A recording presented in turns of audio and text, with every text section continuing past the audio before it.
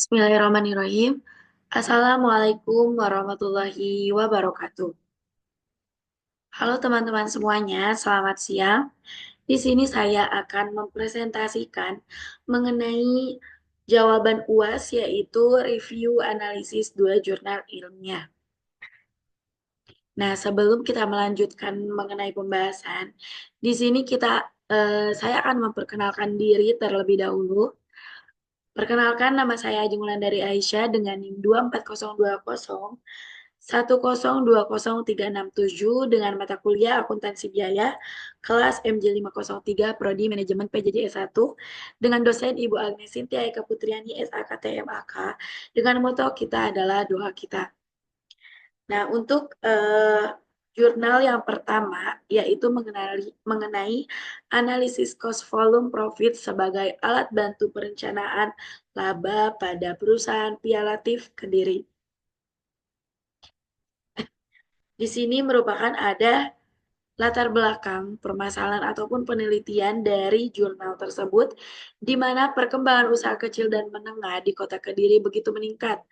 Hal ini dapat dilihat bahwa saat ini semakin banyaknya usaha yang berada di Kota Kediri, terutama makanan. Perusahaan Pialatif merupakan salah satu usaha kecil menengah yang berada di Kota Kediri yang saat ini terus mengalami perkembangan. Namun, demikian seiring dengan adanya perkembangan usahanya, manajemen perusahaan belum tertata dengan baik. Perencanaan biaya, penjualan, dan laba merupakan persoalan yang harus dipecahkan supaya perusahaan dapat berkembang lebih baik. Pembebanan biaya hanya didasarkan atas kebiasaan yang selama ini dikeluarkan, sehingga tidak diketahui berapa biaya yang efisien untuk memproduksi satu satuan produknya. Oleh karena itu, analisis cost volume profit merupakan salah satu alternatif pemecahan perusahaan untuk membuat perencanaan laba. Dengan analis ini, dapat diketahui pada tingkat volume berapa perusahaan break even point dan pada tingkat penjualan berapa perusahaan dapat keuntungan dan seberapa penurunan penjualan diperbolehkan supaya perusahaan tidak mengalami kerugian. Setiap perusahaan menginginkan kelangsungan hidup dalam usahanya. Untuk bisa terus hidup dan berkembang, perusahaan membutuhkan laba. Karena dengan laba yang diperoleh, maka modal perusahaan akan bertambah. Nah, teman-teman, bertambahnya modal menyebabkan perusahaan berkembang dan dapat memenuhi semua kebutuhan operasionalnya. Untuk mendapatkan laba, dibutuhkan perencanaan yang matang dalam usahanya, mulai dari penjualan, kemudian biaya, dan laba yang ditargetkan. Oleh karena itu, analisis cost volume dan profit menjadi salah satu cara untuk mencapai laba yang diinginkan perusahaan, sehingga perusahaan dapat berkembang. Dalam penelitian ini, tujuan yang ingin dicapai adalah menentukan titik pulang pokok atau break even point, kontribusi margin maupun margin of safety dari produk Pialatif secara multi produk. Analisis yang digunakan adalah pendekatan kuantitatif yang menggunakan data sekunder. Dalam pemisahan biaya variabel dan biaya tetap, pada biaya overhead digunakan metode titik tertinggi dan titik terendah. Perusahaan Pialatif memproduksi dua jenis pia, yaitu pia basah dan pia kering. Hasil penelitian yang dilakukan pada tahun 2017 diperoleh break even point pia basah sebesar 10.707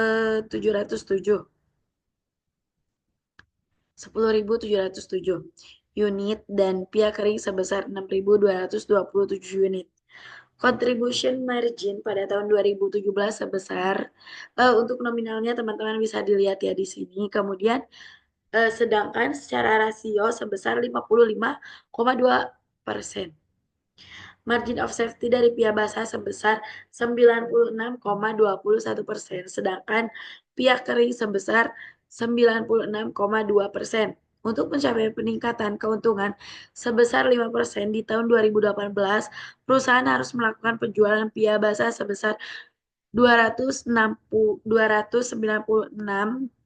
72 unit dan pihak kering sebesar 172.124 unit di 2018. Selanjutnya di sini ada kontribusi penelitian. Penelitian ini berkontribusi dalam memberikan pemahaman yang lebih mendalam mengenai perhitungan break-even point atau BEP sebagai dasar perencanaan laba perusahaan, khususnya pada studi kasus di Pialatif. Dengan menggunakan pendekatan kuantitatif dan metode analisis yang sistematis, penelitian ini membantu perusahaan dalam mengidentifikasi hubungan antara volume penjualan, biaya produksi, serta tingkat keuntungan yang dapat dicapai. Selain itu, penelitian ini juga memberikan kontribusi praktis bagi manajemen dalam menyusun strategi keuangan yang lebih akurat dengan mempertimbangkan margin kontribusi, margin of safety, serta perencanaan laba berdasarkan target yang telah ditetapkan. Kemudian di sini ada hasil analisis. Dalam penelitian ini, tujuan yang ingin dicapai adalah menentukan titik pulang pokok atau yang bisa kita sebut break-even point. Kemudian kontribusi margin maupun margin of safety dari produk pialatif secara multi produk. Analisis yang digunakan adalah analisis pendekatan yang tadi ya teman-teman yang saya sudah sampaikan. Kemudian di sini ada BEP sama dengan biaya tetap per harga jual per unit dikurangi biaya variabel per unit. Nah, untuk data ini dihasilkan dari data ataupun jurnal langsung dari perusahaan Pialatif pada penelitian tahun 2017. Teman-teman bisa lihat ya, di sini ada BEP-nya, ada rumusnya, kemudian ada totalnya. Nah, untuk BEP-nya sebesar 3.79673 unit. Kemudian untuk BEP Piabasa itu kita bulatkan ya menjadi 10.707 unit dan untuk BEP Pia Kering juga dapat dibulatkan menjadi 6.227 unit.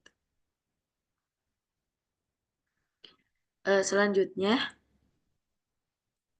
di sini ada analisis contribution margin. Nah, untuk contribution margin, perusahaan Pialatif pada tahun 2017 dapat dihitung sebagai berikut. Untuk rumusnya CM sama dengan penjualan dikurangi biaya variabel.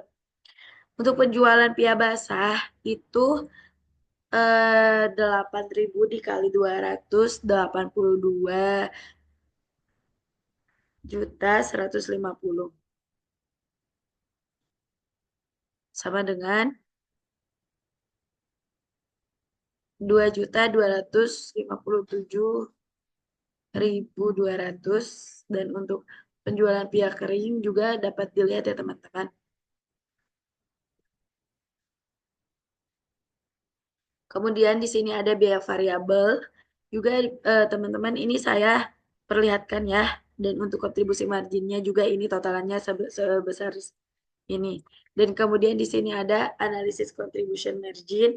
Untuk rumusnya rasio margin kontribusi sama dengan margin kontribusi per penjualan.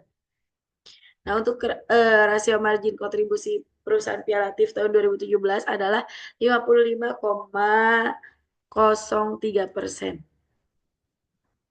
Nah, untuk kesimpulan juga di sini yang udah saya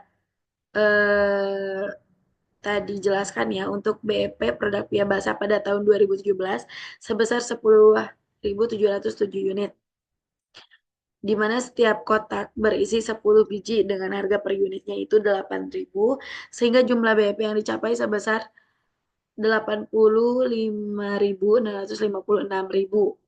Dan untuk break even point produk Pia Kering pada tahun 2017 sebesar 6.227 unit, di mana setiap kotak berisi 10 biji dengan harga per unit 7.000, sehingga jumlah BEP yang dicapai dengan jumlah 43.589.000. Dari kedua jenis produk tersebut, maka titik kipas perusahaan dicapai pada saat penjualan sebesar 129.245.000. Kemudian ada contribution margin juga ya, bisa teman-teman dilihat di sini. Kemudian ada margin of safety dan juga untuk mencapai kenaikan laba sebesar 5% dari tahun sebelumnya, perusahaan harus melakukan penjualan produk biasa sebesar 296.072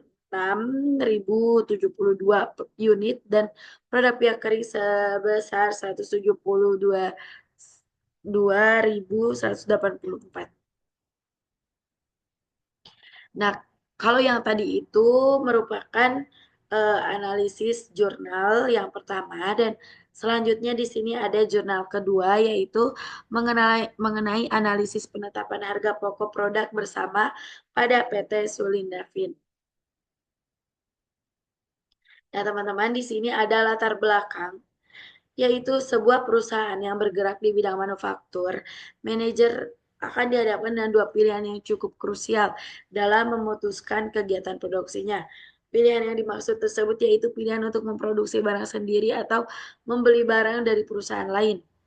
Pengembalian keputusan yang tepat harus dievaluasi dengan baik, yaitu jika memproduksi sendiri maka biaya yang timbul hanya biaya variabel, namun jika membeli dari perusahaan lain maka biaya transportasi atau biaya-biaya yang timbul untuk menyampaikan produk yang dibeli ke perusahaan.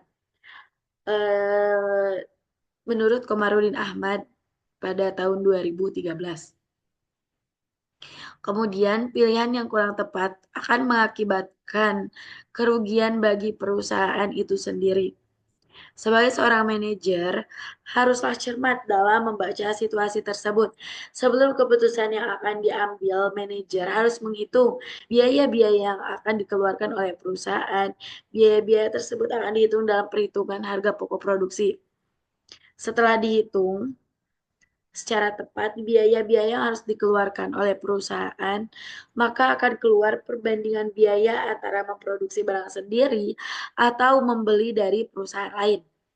Pada akhirnya akan terlihat biaya mana yang lebih kecil untuk diambil keputusannya. Kemudian ada faktor-faktor yang faktor-faktor juga diperhitungkan sebelum manajer mengambil keputusan, yaitu menjaga kerahasiaan produk perusahaan, mampu atau tidaknya memproduksi bagian tertentu dari barang yang akan diproduksi, dan perusahaan hasil produksi menurut Heri 2016. Nah, di sini teman-teman ada kontribusi penelitian. Kontribusi penelitian ini terletak pada analisis mendalam terhadap perhitungan harga pokok produk bersama dengan studi kasus pada PT Sulindafin. Sebuah industri yang bergerak di bidang produksi benang, kapas, dan fiber chip dengan menggunakan pendekatan penelitian akuntansi biaya dalam menentukan harga pokok produk secara lebih akurat. Selain itu, penelitian ini juga berkontribusi dalam menyediakan referensi bagi perusahaan sejenis dalam mengoptimalkan sistem pencatatan biaya serta meningkatkan efektivitas pengambilan keputusan manajerial terkait pengelolaan biaya produksi. Langsung saja di sini ada hasil penelitian dari analisis jurnal ilmiah yang kedua. Teman-teman dapat dilihat ya di sini merupakan ada dua tabel di mana gambar yang pertama ataupun tabel pertama ini merupakan hasil produksi produk bersama. Kemudian terdiri dari nomor, nama produk, satuan, dan jumlah produksi. Teman-teman bisa dilihat ya ini merupakan data ataupun hasil dari perusahaan langsung di tahun 2016 karena ini waktu itu penelitiannya di tahun 2016. Kemudian yang poin kedua di sini ataupun tabel kedua mengenai hasil produksi produk sampingan. Nah, terdiri dari beberapa tabel. Di sini ada nomor, nama produk, satuan, jumlah produksi, dan juga totalnya. Teman-teman ini bisa dilihat juga di sini VOY, DTY, VSP ini apa sih nih? Saya akan jelasin. Di sini ada di tabel yang pertama ada full orientidian atau VOY, yaitu benang yang sangat kuat dan memiliki kemuluran rendah dihasilkan melalui proses perenggangan dan pemanasan tinggi yang menyebabkan molekul serat terorientasi dengan sangat baik. Kemudian ada DTY ini di nomor 2 ya. Nomor 2 ini ada DTY yaitu benang yang berstruktur keriting yang mudah terbawa angin sehingga lebih hemat penggunaan angin dibandingkan benang tanpa terstruktur. Dan VSP yaitu serat sintetis berbentuk mirip kapas yang mudah meleleh dan digunakan sebagai campuran untuk modifikasi polyester, dan juga ada chip polyester, dan kemudian ada bihun, ada krimpet, ada tow, ada cake, monomer produk, dan selanjutnya kita akan membahas mengenai alokasi biaya bersama. Nah, PT Sulindavin menggunakan metode nilai pasar dalam menghitung alokasi biaya bersama untuk produk yang dihasilkan. Nah, di sini ada tabel, ada nama produk, jumlah produksi, satuan nilai pasar. Nah, kemudian eh, di sini merupakan tabel sebelah sini adalah eh, rumus dan juga pengerjaannya dari alokasi biaya bersama. Dapat dilihat ya teman-teman. Ini hasilnya, hasil ini dari sini, dari eh, tabel yang pertama. Kemudian di sini ada alokasi biaya masing-masing produk. Nah, untuk hasil ini ataupun nominal ini dihasilkan dari analisis langsung dari jurnal ilmiah tersebut. Nah, dan untuk penjelasannya juga ini untuk poin D ada di gambar sebelahnya ya, di sebelah kanan. Nah, dapat disimpulkan teman-teman, alokasi biaya bersama pada PT Sulindavin menggunakan metode nilai pasar, yaitu metode yang membagi jumlah nilai jual masing-masing produk dengan jumlah nilai jual keseluruhan produk serta mengalihkan dengan biaya bersama. Kemudian, untuk kesimpulan yang keduanya yaitu perhitungan laba rugi segmen atas produk bersama pada PT Sulindavin menggunakan metode variable costing. Metode yang menghitung masing-masing produk pembebanan biaya bersama berdasarkan biaya produksi variabel saja. Hasil dari perhitungan tersebut akan menjadi biaya produksi masing-masing. Untuk menghitung harga pokok penjualan, unsur-unsur laporan laba rugi segmen terdiri dari penjualan bersih, harga pokok penjualan variabel produk, biaya usaha variabel, biaya tetap yang diawasi manajer divisi, biaya tetap yang diawasi manajer lain, dan biaya yang tidak dialokasikan dan penjualan produk sampingan. Baik teman-teman, mungkin sekian presentasi yang bisa saya sampaikan. Mohon maaf sebelumnya jika banyak sekali kekurangan ataupun kesalahan yang telah saya sampaikan. Kurang lebihnya mohon untuk dimaafkan. Billahi taufiq wal hidayah. Wassalamualaikum warahmatullahi wabarakatuh.